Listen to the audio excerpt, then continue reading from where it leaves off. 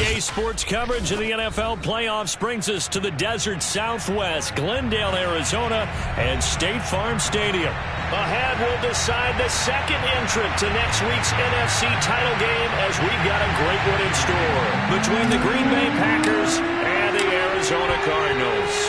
Who will punch the fourth and final ticket to the conference championship round? We'll know soon enough as we are underway here on a January afternoon.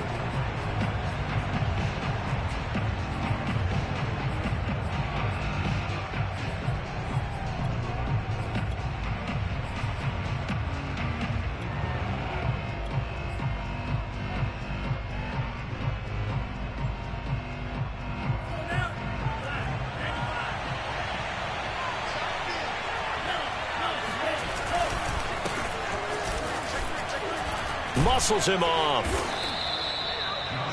On any explosive run, you can almost feel the ground shaking, and that's from the offensive linemen creating space for their runners. I had an old coach tell me before, they always told his runners, run around the offensive line in pregame. Get used to the ground shaking so you don't trip and fall when it happens in a game. Second down, Jacobs once more. And this will be a Packers first down as he's got this up to the 40-yard line. And Brandon, you know that expression? He just does what he does.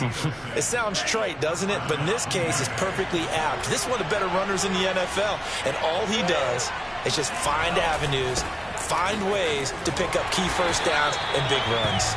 And the play goes nowhere. Losing yardage back near the 40 at the 39. Officially, it's a 1-yard loss. That's going to bring up second and 11.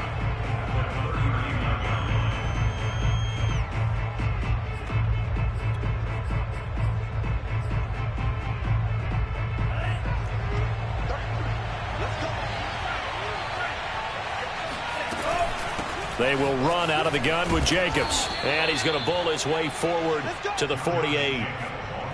But you've got to give kudos to your offensive line and the guy carrying the ball because they were in a second and long situation. It seemed pretty dire, but they brought it back to third and manageable with that run.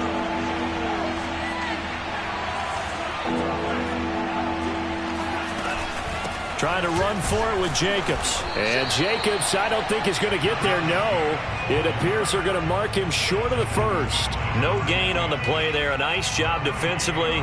And it likely forces a punt situation on fourth.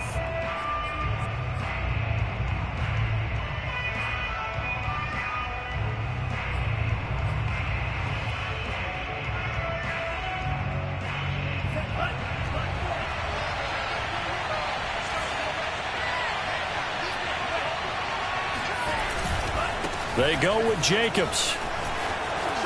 And they'll get him down as he's inside the 40. A big roll of the dice on 4th and 1, but it pays off. They convert. 4th and short, they had the ball right at the midfield stripe. Was curious what they were going to do. Turns out going for it, the good play. Reminded me of a conversation we had yesterday before this game where you said, you know, it's interesting about the NFL nowadays.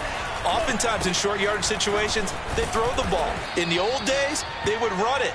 That was an old school call right there. 44 yards for him already. An excellent drive to kick off this divisional round matchup. That might be an understatement. On second down, it's Jacobs. And he's able to get it down to the 25-yard line. 7 yards there and a first down.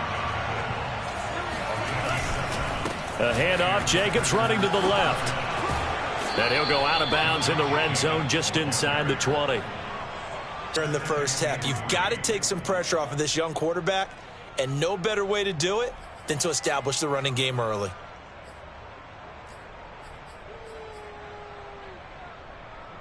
A good run, got 7 on first. Here's 2nd and 3.